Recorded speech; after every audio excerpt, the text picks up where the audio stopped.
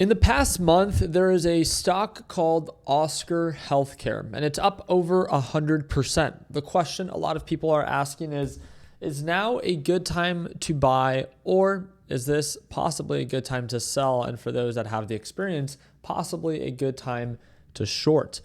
What's going on, guys? It's Ricky with TechBot Solutions. In this video, I'm going to be sharing my opinion based off of technicals and fundamentals. I want to share the good and the bad about this company. It actually was a stock that was brought up to me during one of our live trading sessions with my LPP team. Again, I do trade live every morning. If you ever want to tune on in, I would invite you, click that second link in the description down below. You can sign up and watch me trade live as soon as tomorrow. With that being said, as you can see, from lows of $10.60 to highs of $25 in a very short period of time. We're literally talking about a month and a half ago to the overall highs that it hit of nearly $26 per share is a 135% ROI in a matter of 49 days. A very attractive return. This got a lot of people to ask the question, oh, wow, maybe I do want to invest in OSCR Health, right? Well, I want to share with you the good and the bad. Now, again, you're always entitled to your own opinion. So if you believe in this company or you don't, I would love to learn more about the why.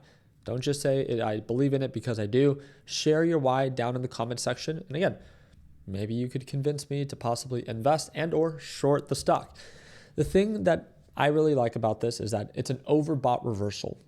Technically speaking, not fundamentally, but technically speaking, it runs up, it tends to get rejected at a common resistance range. Remember, past performance don't mean future results, but patterns tend to repeat themselves, right?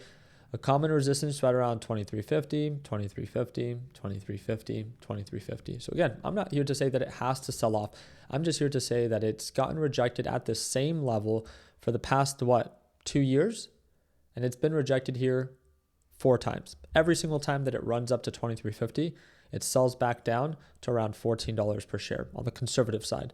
Runs up, sells off, runs up. So you can see why I'm entertaining the idea of possibly shorting it. Remember, shorting comes at a greater form of risk. If you're a beginner, do not short. With that being said, we began to plug it into our risk to reward ratio calculator. For those that don't know, again, if you click the second link on our homepage for LPP, you can see that we provide for you a risk calculator for you to be able to plan out your trade. And here we can put OSCR, we can put our desired entry price, which as of right now would be right around $22.36.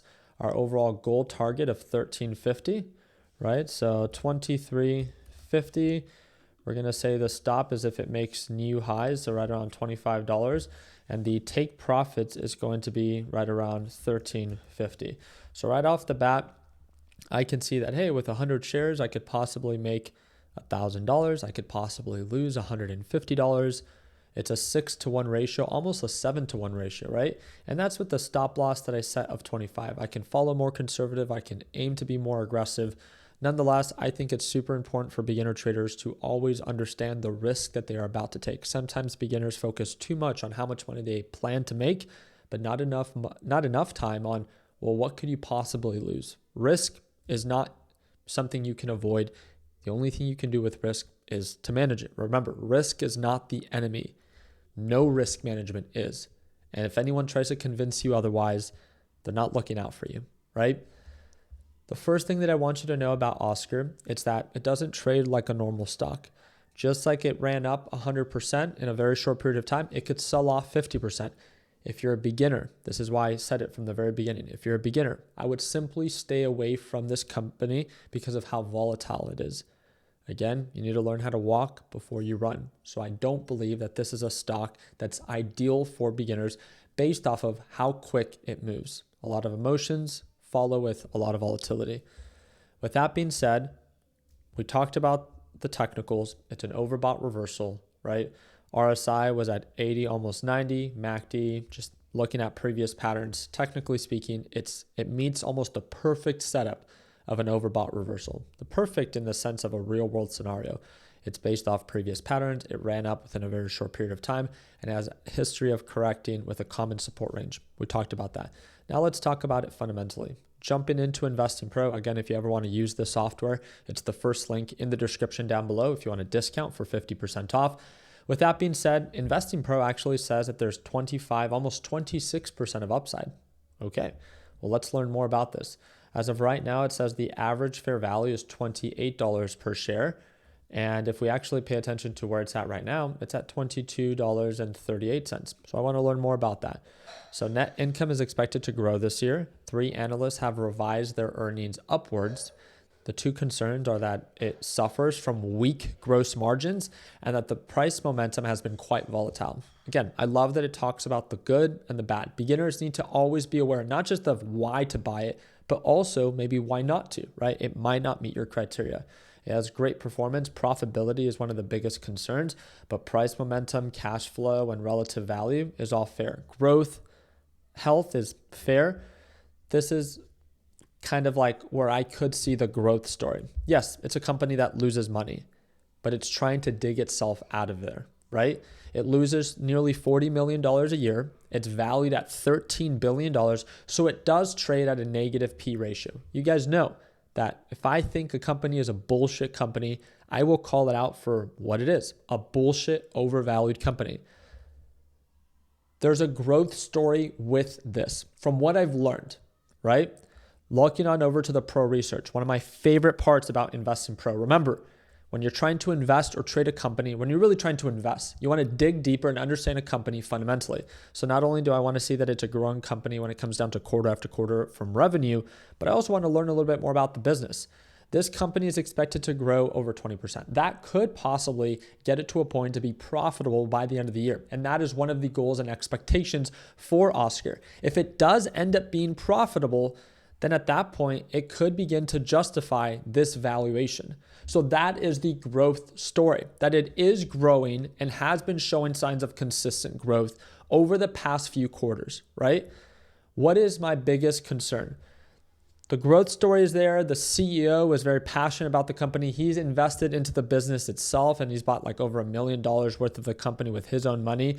Great. I think that's all very fancy way to like show that you have some skin in the game.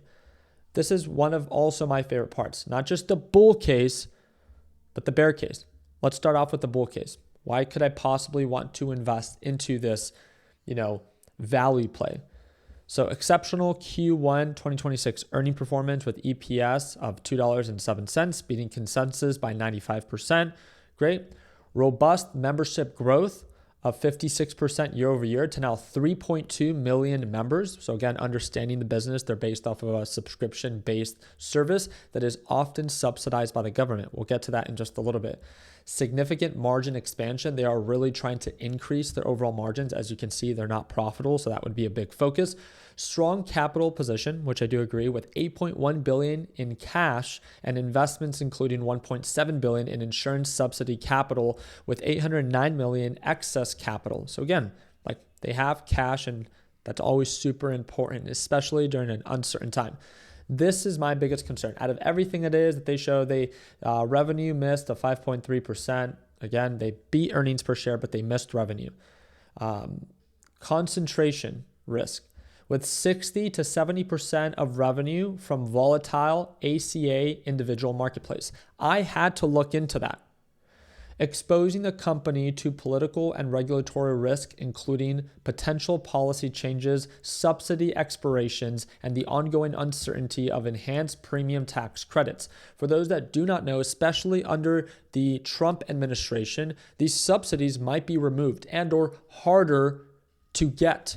So for those that don't understand this model, 60 to 70% of OSCR's revenue is subsidized by this ACA program, this marketplace. So if they remove this program and or if they make it harder for them to be able to be subsidized by these users, there are 3.2 million users, 60 to 70% of them are subsidized by the government, that would be a huge hit.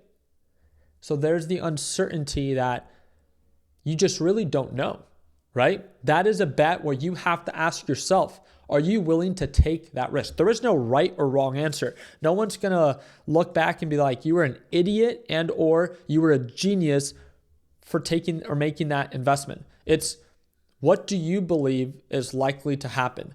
Will this administration make it harder for the ACA individuals to continue to get subsidized? And if so,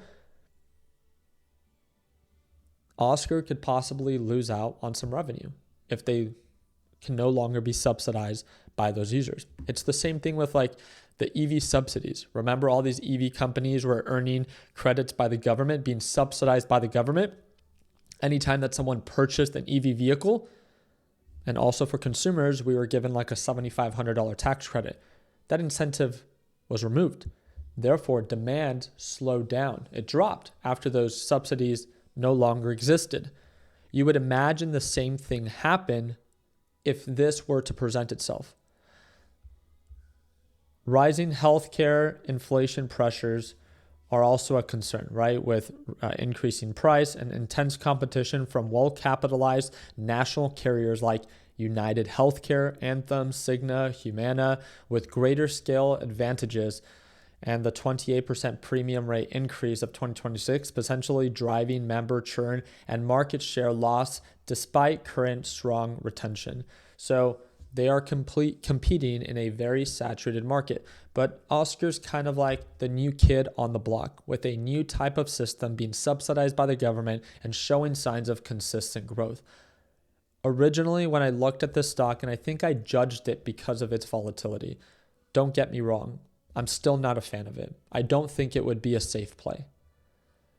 Can I now see, especially if it comes back down to like $12 to $13 per share, can I now see why investors can try to take the bet on Oscar?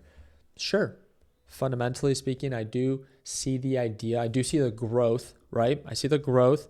I see the outlook of hopefully being profitable by the end of this year.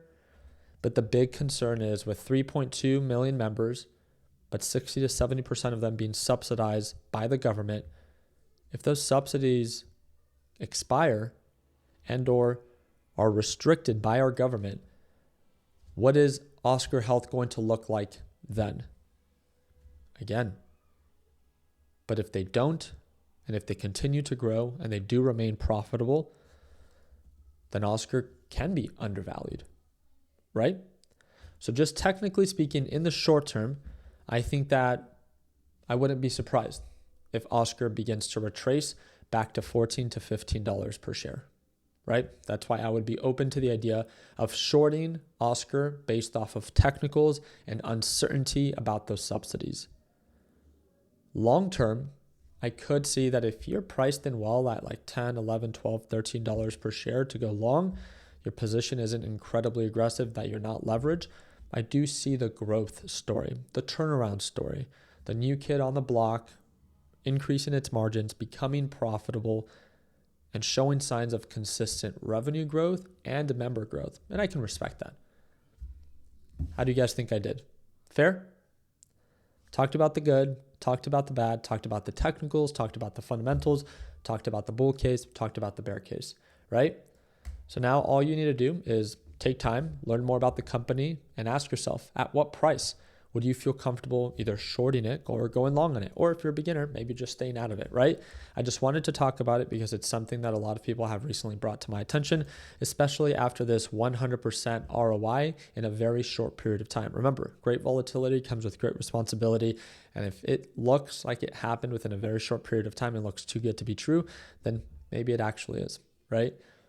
It doesn't mean you can't dig a little bit deeper, look into the company, and then maybe just wait for a better deal to present itself with the same company. You don't have to short it to try to make money on it. You can just wait for a price level that makes more sense to you to be able to buy it then when it actually meets your criteria at a fair value with a position size that you can actually tolerate the time that it might take for it to recover. Again, I hope that I did a decent job breaking Oscar down. And like I said, the software that I'm using to analyze this company fundamentally is called Investing Pro. You can get 50% off with the discount, breaks down to less than $10 a month. And it's the first link in the description down below. If you like this risk calculator and you would like to watch me trade live, like I said, it's a one-time payment, lifetime access, and you'll get to watch me trade live every single day. If you're a visual learner and you learn best by watching other people do, we go live every morning at market open. So if you feel lost in this market full of chaos, then join us.